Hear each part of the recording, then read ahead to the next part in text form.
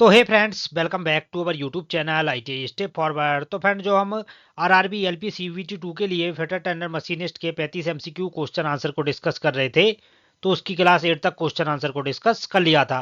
तो ये हमारी क्लास नंबर 9 है। तो इससे पहले अगर आपने बाकी के 9 वीडियोस को नहीं देखा है तो चैनल की प्ले लिस्ट पर जाकर आप उन वीडियोस को देख सकते हैं। और इसके अलावा आपने अगर अभी तक 1000 टेक्निकल एमसीक्यू वीडियोस को नहीं देखा है या उसकी प्ले लिस्ट को वॉच नहीं किया है, तो उस प्ले लिस्ट को भी जाकर आप वॉच कर सकते हैं, क्योंकि वो क्वेश्चन भी आपके एग्जाम के लिए उतनी ज़्यादा हेल्पफुल होने वाले हैं। तो आइए शुरू करते हैं बिना किसी देरी के। क्वेश्चन नंबर 1 हमारा क्या बोल रहा है? क्वेश्चन नंबर 1 हमारा बोल रहा है, which defect is identify by the formation of small cracks in the bearing. Bearing में छोटे छोटे दरारों के बनने से कौन सा दोष पहचाना जाता है? तो जो हमारा बियरिंग रहता है, बियरिंग में जो छोटी छोटी दरारें उत्पन्न होती हैं, तो उनसे कौन सा दोष होता है? तो ऑप्शन ए बोला है स्पॉलिंग, ऑप्शन डी बोला है ब्रिनेलिंग, ऑप्शन सी बोला है पिटिंग, ऑप्शन डी बोला है फ्लैकिंग। तो फ्रेंड, जो हमारा क्वेश्चन नंबर 1 है, क्वेश्चन नंबर 1 का करेक्ट आंसर क्या हो जाएगा? क्वेश्चन नंबर 1 का करेक्ट आंसर हो जाएगा ऑप्शन नंबर ए। बियरिंग में छोटे छोटे दरारों के बनने से कौन सा दोष पहचाना जाता है? तो उसमें होता है हमारा स्पॉलिंग। तो क्वेश्चन नंबर 1 का करेक्ट आंसर हो जाएगा ऑप्शन नंबर ए। आगे बढ़ते हैं नेक्स्ट क्वेश्चन की ओर। क्वेश्चन नंबर 2 क्या बोल रहा है? सेकंड नंबर क्वेश्चन बोल रहा है, which of the following is not a type of jig. निम्नलिखित में से कौन सा जिग का एक प्रकार नहीं है? मतलब ये जो 4 ऑप्शन दिए हैं, तो इनमें से कौन सा एक ऐसा है जो हमारे जिग के प्रकार को नहीं दर्शाता है? तो ऑप्शन ए क्या बोला है? टेम्पलेट जिग, ऑप्शन डी बोला है प्लेट जिग, ऑप्शन सी बोला है बॉक्स जिग, ऑप्शन डी बोला है मिलिंग जिग। तो फ्रेंड, जो हमारा क्वेश्चन नंबर 2 है, सेकंड का करेक्ट आंसर क्या हो जाएगा? क्वेश्चन नंबर 2 का करेक्ट आंसर हो जाएगा ऑप्शन नंबर डी। तो जो हमारा मिलिंग जिग रहता है वो हमारे जिग के प्रकार के अंतर्गत नहीं आता है। उसके अलावा हमारा टेम्पलेट जिग हो गया, प्लेट जिग हो गया, बॉक्स जिग हो गया, ये सभी हमारे जिग के प्रकार हैं, लेकिन मिलिंग जिग हमारे जिग का प्रकार नहीं है। आगे बढ़ते हैं नेक्स्ट क्वेश्चन की ओर। क्वेश्चन नंबर 3 क्या बोल रहा है? थर्ड नंबर क्वेश्चन बोल रहा है, which clamp uses a lever mechanism for quick action. कौन सा क्लैंप त्वरित क्रिया के लिए लीवर तंत्र का उपयोग करता है? तो ऑप्शन ए बोला है टॉगल क्लैंप, ऑप्शन डी बोला है पाइप क्लैंप, ऑप्शन सी बोला है स्प्रिंग क्लैंप, ऑप्शन डी बोला है एप क्लैंप। तो फ्रेंड, जो हमारा क्वेश्चन नंबर 3 है, क्वेश्चन नंबर 3 का करेक्ट आंसर क्या हो जाएगा? क्वेश्चन नंबर 3 का हमारा करेक्ट आंसर हो जाएगा ऑप्शन नंबर ए, टॉगल क्लैंप। तो कौन सा क्लैंप रहता है जो हमारा क्विक एक्शन करता है? तो जो हमारा टॉगल क्लैंप रहता है वो हमारा क्विक, मतलब क्विक एक्शन मतलब तुरंत क्रिया करता है किसी भी लीवर द्वारा जॉब को पकड़ने के लिए। तो जो क्वेश्चन 3 है उसका करेक्ट आंसर हो जाएगा टॉगल क्लैंप। आगे बढ़ते हैं नेक्स्ट क्वेश्चन की ओर। क्वेश्चन नंबर 4 क्या बोल रहा है? 4 नंबर क्वेश्चन हमारा बोल रहा है, which type of clamp is used for delight and small objects. कोमल और छोटे वस्तुओं के लिए किस प्रकार के क्लैंप का उपयोग किया जाता है? मतलब जो हमारी स्मॉल वर्क पीसेस रहते हैं या सॉफ्ट वर्क पीसेस रहते हैं, तो उसके लिए हम किस प्रकार के क्लैंप का यूज करेंगे? तो ऑप्शन ए बोला है स्प्रिंग क्लैंप, ऑप्शन बी बोला है पाइप क्लैंप, ऑप्शन सी बोला है बार क्लैंप, ऑप्शन डी बोला है नन ऑफ दी अबव, इनमें से कोई नहीं। तो फ्रेंड, जो हमारा क्वेश्चन नंबर 4 है, 4 का करेक्ट आंसर क्या हो जाएगा? क्वेश्चन नंबर 4 का हमारा करेक्ट आंसर हो जाएगा ऑप्शन नंबर ए, जो हमारा स्प्रिंग क्लैंप रहता है। तो स्प्रिंग क्लैंप का प्रयोग कोमल और छोटे आकार के क्लैंपों के लिए हम यूज करते हैं। तो जो हमारा क्वेश्चन नंबर 4 है, इसका करेक्ट आंसर हो जाएगा ऑप्शन नंबर ए। आगे बढ़ते हैं नेक्स्ट क्वेश्चन की ओर। क्वेश्चन नंबर 5 क्या बोल रहा है? 5 नंबर क्वेश्चन बोल रहा है, what is the advantage of a quick release clamp.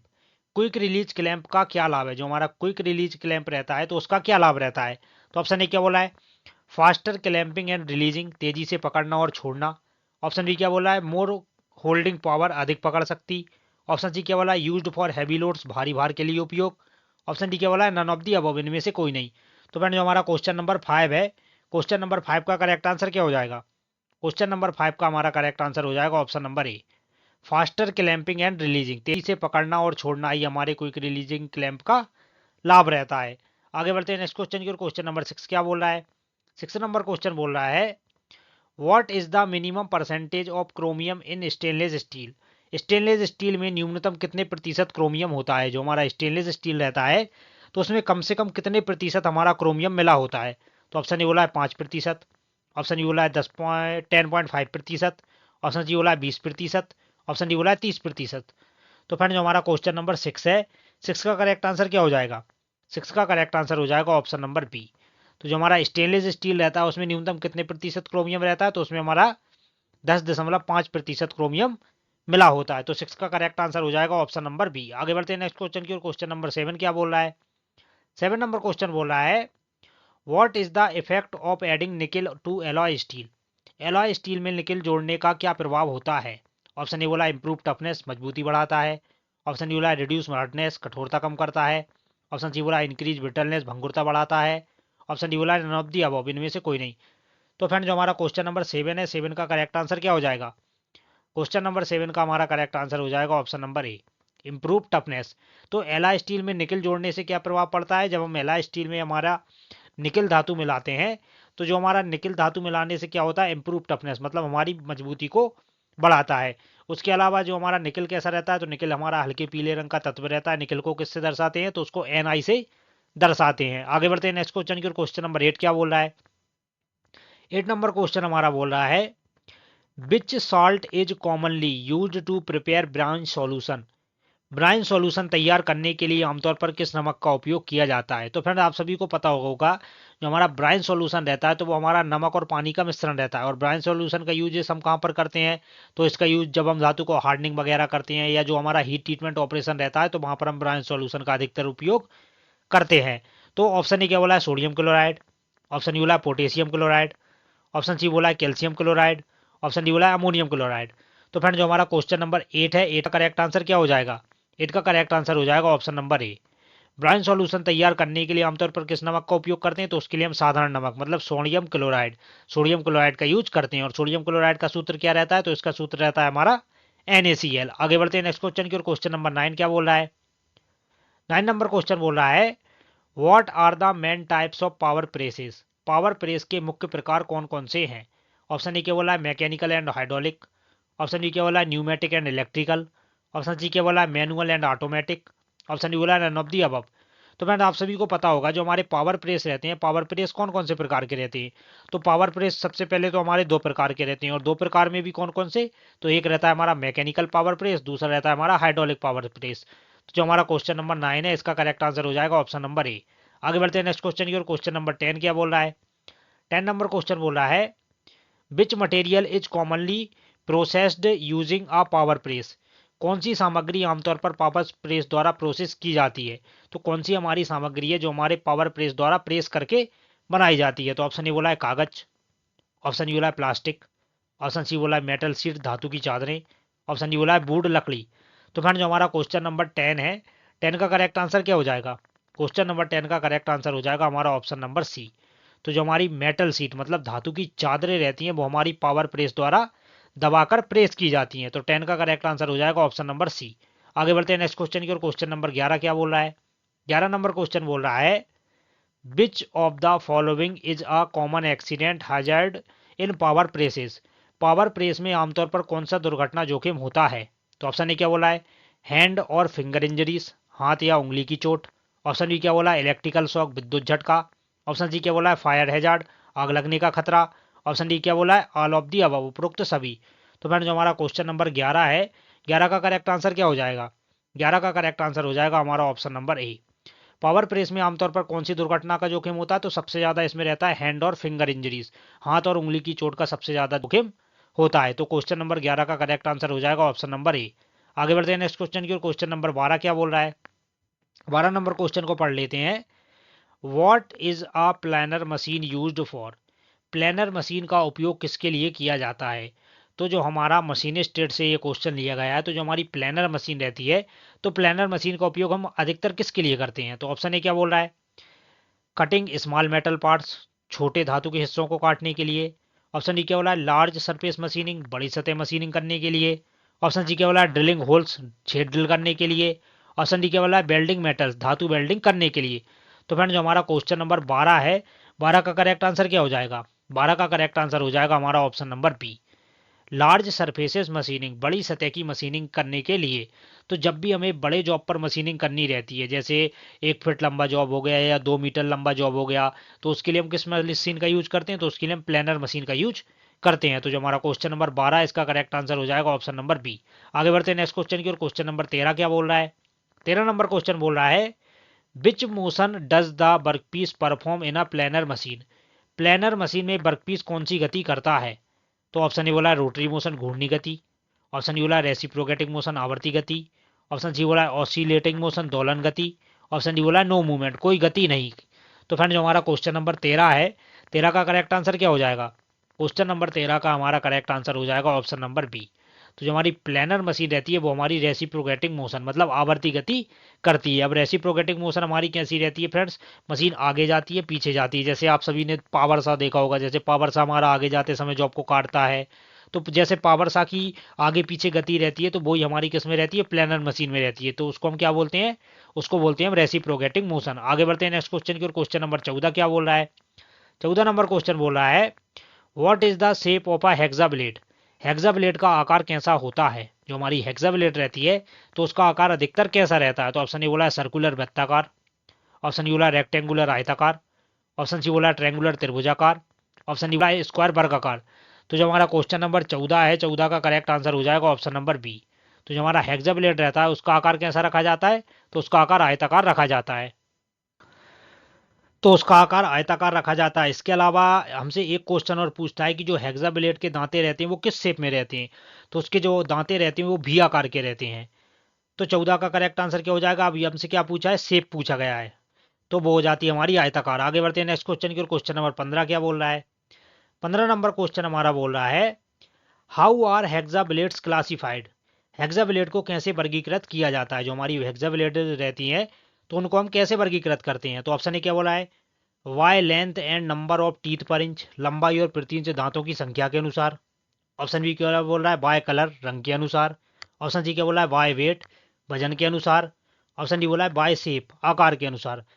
तो फ्रेंड जो हमारा क्वेश्चन नंबर 15 है, 15 का करेक्ट आंसर हो जाएगा option number A, by length and number of teeth per inch, लंबाई और प्रति इंच दांतों की संख्या के अनुसार।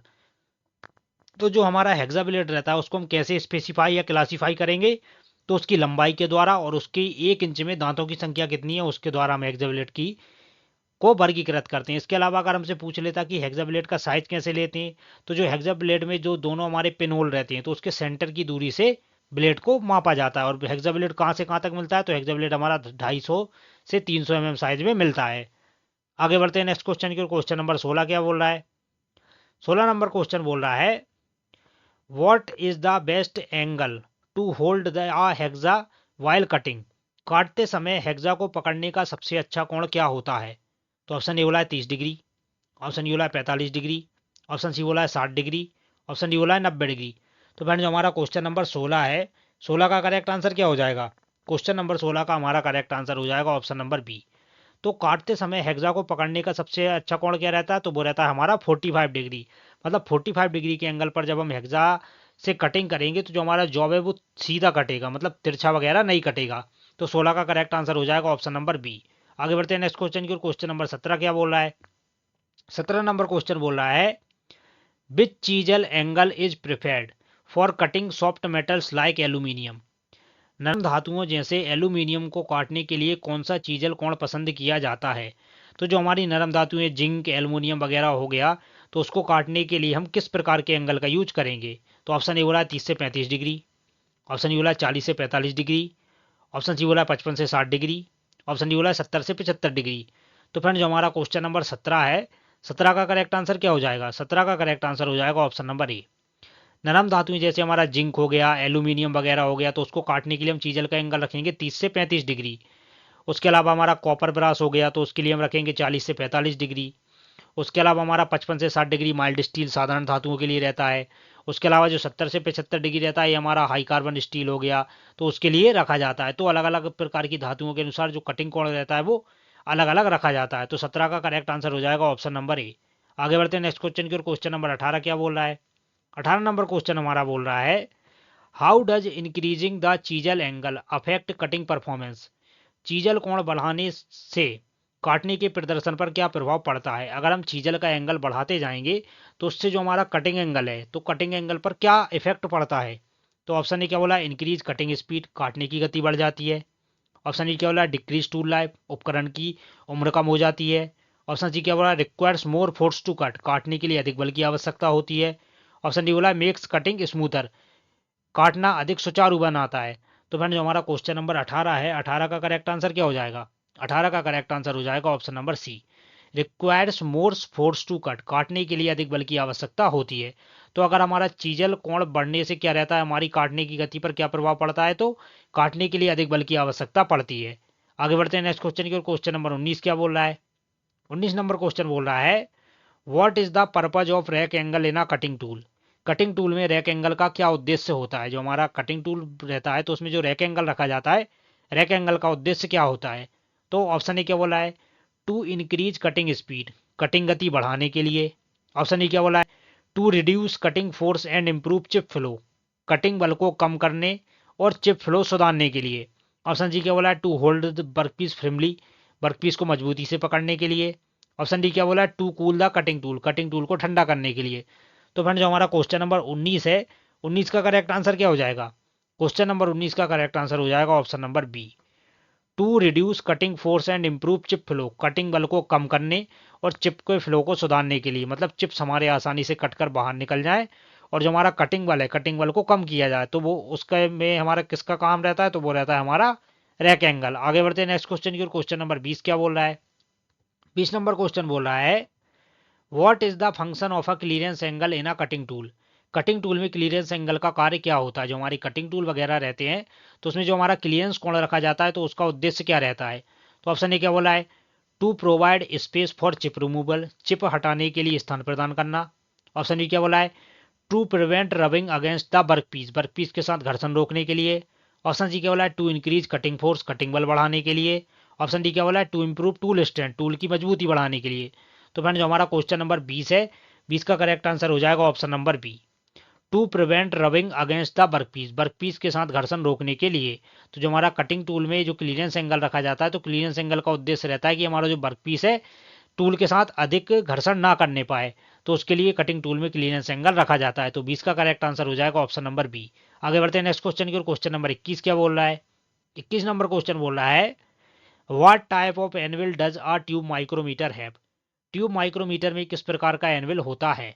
तो जो हमारा ट्यूब माइक्रोमीटर रहता है तो उसमें हमारा किस प्रकार का एनविल रखा जाता है। तो ऑप्शन ए बोला है फ्लैट एनविल, ऑप्शन ई बोला है स्फेरिकल एनविल, ऑप्शन सी बोला है V shaped anvil, option E बोला है cylindrical anvil.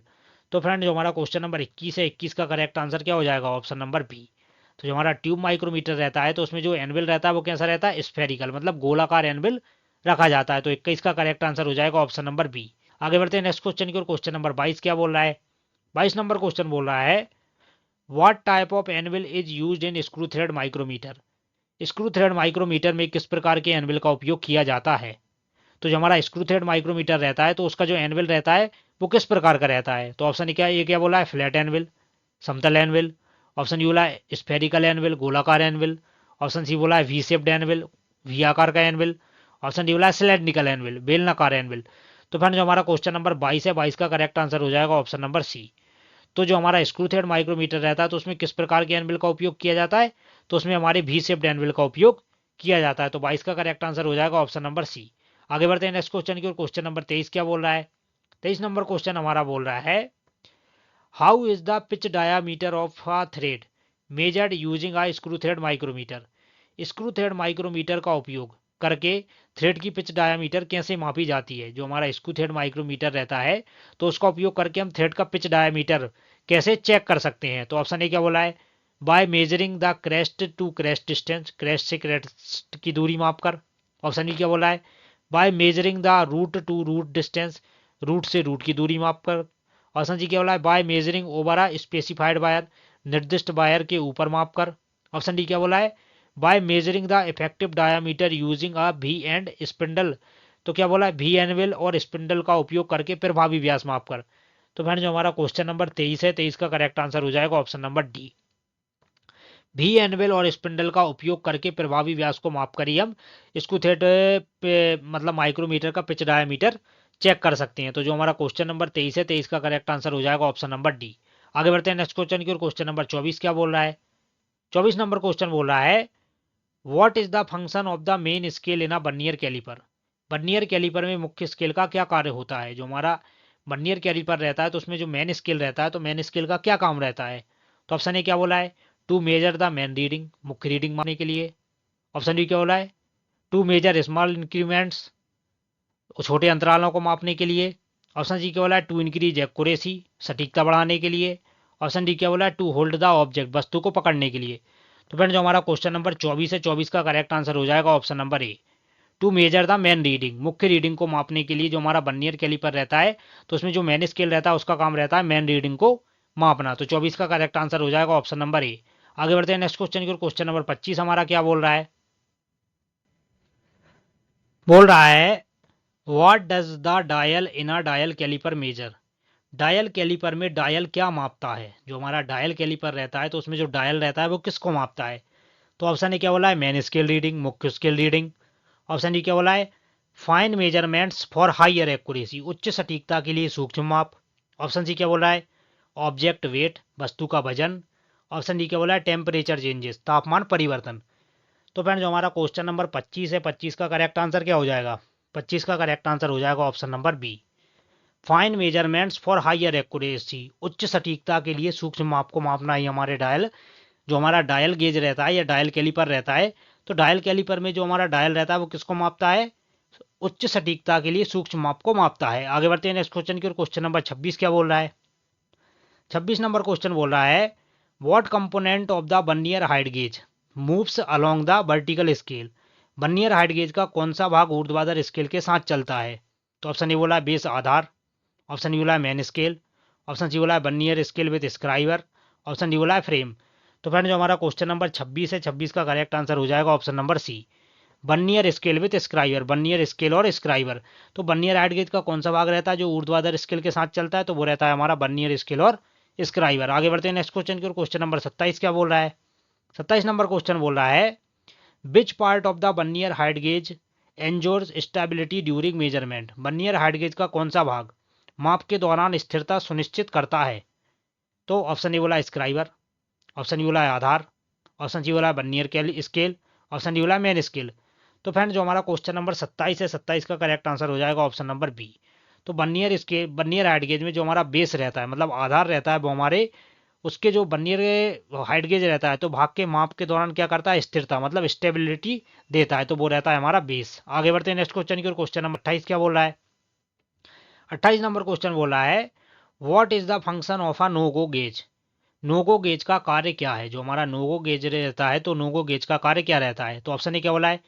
To check if a part is undersized, यह जांचने के लिए कि कोई भाग छोटा या नहीं है, छोटा है या नहीं। ऑप्शन ई क्या बोला है? To check if a part is oversized, यह जांचने के लिए कि कोई भाग बड़ा है या नहीं। ऑप्शन सी क्या बोला है? टू मेजर सरफेस रफनेस, सतह के खुरदरापन मापने के लिए। ऑप्शन डी क्या बोला है? टू कैलिब्रेट मेजर इंस्ट्रूमेंट, मापन उपकरणों को अंशांकित करने के लिए। तो फ्रेंड जो हमारा क्वेश्चन नंबर 28 है, 28 का करेक्ट आंसर हो जाएगा option number B, to check if a part is over size, यह जांचने के लिए कि कोई भाग बड़ा है या नहीं। तो जो हमारा नोगो गेज रहता है उसका कार्य रहता है कि हमारा कोई भी पार्ट है तो वो बड़ा है कि नहीं, यह जांचने के लिए नोगो गेज का यूज किया जाता है। आगे बढ़ते हैं नेक्स्ट क्वेश्चन की। क्वेश्चन नंबर 29 क्या बोल रहा है? 29 नंबर क्वेश्चन बोल रहा है which industry commonly uses limit gauges for quality control. कौन सा उद्योग गुणवत्ता नियंत्रण के लिए लिमिट गेज का आमतौर पर उपयोग करता है? तो कौन सी इंडस्ट्री है जो गुणवत्ता के लिए लिमिट गेज का उपयोग करती है? तो ऑप्शन ए बोला टेक्सटाइल इंडस्ट्री। ऑप्शन ई बोला एरोस्पेस इंडस्ट्री। ऑप्शन सी बोला फूड इंडस्ट्री। ऑप्शन डी बोला एग्रीकल्चर इंडस्ट्री। तो फ्रेंड जो हमारा क्वेश्चन नंबर 29 है, 29 का करेक्ट आंसर हो जाएगा ऑप्शन नंबर बी, जो हमारी एरोस्पेस इंडस्ट्री रहती है तो वो हमारी गुणवत्ता नियंत्रण के लिए लिमिट गेज का उपयोग करती है। आगे बढ़ते हैं नेक्स्ट क्वेश्चन की ओर। क्वेश्चन नंबर 30 क्या बोल रहा है? 30 नंबर क्वेश्चन बोल रहा है slip gauges are also known as, slip gauge को और किस नाम से जाना जाता है? तो जो हमारा क्वेश्चन नंबर 30 है इसका करेक्ट आंसर आपको पता होगा। जो हमारे स्लिप गेजेस रहते हैं तो उनको किस नाम से जानते हैं? तो उनको हम गेज ब्लॉक के नाम से भी जानते हैं। तो 30 का करेक्ट आंसर हो जाएगा ऑप्शन नंबर ए। आगे बढ़ते हैं नेक्स्ट क्वेश्चन की ओर। क्वेश्चन नंबर 31 क्या बोल रहा है? 31 नंबर क्वेश्चन बोल रहा है which material is commonly use to manufacture slip gauges. Slip gauge बनाने के लिए सामान्यतः किस सामग्री का उपयोग किया जाता है? जो हमारे स्लिप गेज रहते हैं तो स्लिप गेजेस वगैरह बनाने के लिए हम अधिकतर किस सामग्री का यूज करते हैं? तो ऑप्शन ए बोला स्टेनलेस स्टील। ऑप्शन ई बोला high carbon steel. Option C बोला टंगस्टन कार्बाइड। ऑप्शन डी बोला एल्यूमिनियम। तो फ्रेंड जो हमारा क्वेश्चन नंबर 31 है, 31 का करेक्ट आंसर हो जाएगा option number C, slip gauges बनाने के लिए हम सामान्यतः किस सामग्री का यूज करते हैं? तो उसके लिए हम टंगस्टन कार्बाइड का यूज करते हैं। आगे बढ़ते हैं नेक्स्ट क्वेश्चन की ओर। क्वेश्चन नंबर 32 क्या बोल रहा है? 32 नंबर क्वेश्चन बोल रहा है what is the process of cutting are desired shape from a sheet metal called. Sheet metal को इच्छित आकार में काटने की प्रक्रिया क्या कहलाती है? तो सीट मेटल को हम इच्छा अनुसार काटने की प्रक्रिया को क्या बोलते हैं? तो ऑप्शन ए बोला है ब्लैंकिंग। ऑप्शन ई बोला है पियर्सिंग। ऑप्शन सी बोला है सीयरिंग। ऑप्शन डी बोला है ड्राइंग। तो फ्रेंड जो हमारा क्वेश्चन नंबर 32 है, 32 का करेक्ट आंसर हो जाएगा ऑप्शन नंबर ए। शीट मेटल से इच्छित आकार में काटने की प्रक्रिया क्या कहलाती है? तो वो कहलाती है हमारी ब्लैंकिंग। आगे बढ़ते हैं नेक्स्ट क्वेश्चन की ओर। क्वेश्चन नंबर 33 क्या बोल रहा है? 33 नंबर क्वेश्चन बोल रहा है which sheet metal operation is used to create holes in a sheet. Sheet में छेद बनाने के लिए किस प्रक्रिया का उपयोग किया जाता है? जो हमारी सीट वगैरह रहती हैं तो उसमें हमें छेद बनाना है, तो उसके लिए हम किस प्रक्रिया का यूज करेंगे? तो ऑप्शन ए बोला है नोचिंग, ऑप्शन डी बोला है पियर्सिंग, ऑप्शन सी बोला है एम्बोसिंग, ऑप्शन डी बोला है ड्रॉइंग। तो फ्रेंड जो हमारा क्वेश्चन नंबर 33 है, 33 का करेक्ट आंसर हो जाएगा ऑप्शन नंबर बी। तो सीट मेटल में छेद बनाने के लिए हम पियर्सिंग का यूज करते हैं। आगे बढ़ते हैं नेक्स्ट क्वेश्चन की ओर। क्वेश्चन नंबर 34 क्या बोल रहा है? 34 नंबर क्वेश्चन बोल रहा है in which forging process is the metal completely enclosed in the die cavity. किस फोर्जिंग प्रक्रिया में धातु पूरी तरह से डाई कैविटी में संलग्न होती है? तो कौन सी फोर्जिंग प्रक्रिया रहती है जिसमें हमारी धातु रहती है वो पूरी तरीके से मतलब डाई कैविटी में होती है? तो ऑप्शन ए बोला है open die forging, option D बोला है ड्रॉप फोर्जिंग, ऑप्शन सी बोला है close die forging, option D बोला है रोल फोर्जिंग। तो फ्रेंड जो हमारा क्वेश्चन नंबर 34 है, 34 का करेक्ट आंसर हो जाएगा option number C, close die forging. तो जो हमारी क्लोज डाई फोर्जिंग रहती है वो हमारी धातु पूरी तरह से डाई कैविटी में संलग्न होती है। तो 34 का करेक्ट आंसर हो जाएगा ऑप्शन नंबर सी। आगे बढ़ते हैं नेक्स्ट क्वेश्चन की, जो कि हमारी वीडियो का लास्ट क्वेश्चन है। क्वेश्चन नंबर 35 हमारा क्या बोल रहा है? बोला है which forging method is best for mass production of identical parts. एक जैसे भागों का बड़े पैमाने पर उत्पादन के लिए सबसे अच्छी फोर्जिंग विधि कौन सी है? तो ऑप्शन ए बोला है open die forging, option D बोला है close die forging, option C बोला है हैंड फोर्जिंग, ऑप्शन डी बोला है स्मूथ फोर्जिंग। तो फिर जो हमारा क्वेश्चन नंबर 35 है, 35 का करेक्ट आंसर हो जाएगा ऑप्शन नंबर बी, एक जैसे बड़े भागों का या बड़े पैमाने पर उत्पादन के लिए सबसे फोर्जिंग विधि कौन सी रहती है?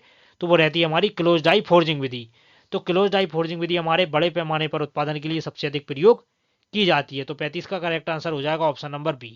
तो फ्रेंड्स ये थे हमारी वीडियो के 35 क्वेश्चन। अगर आपको वीडियो पसंद आया हो तो वीडियो को लाइक पक्का से कर दें।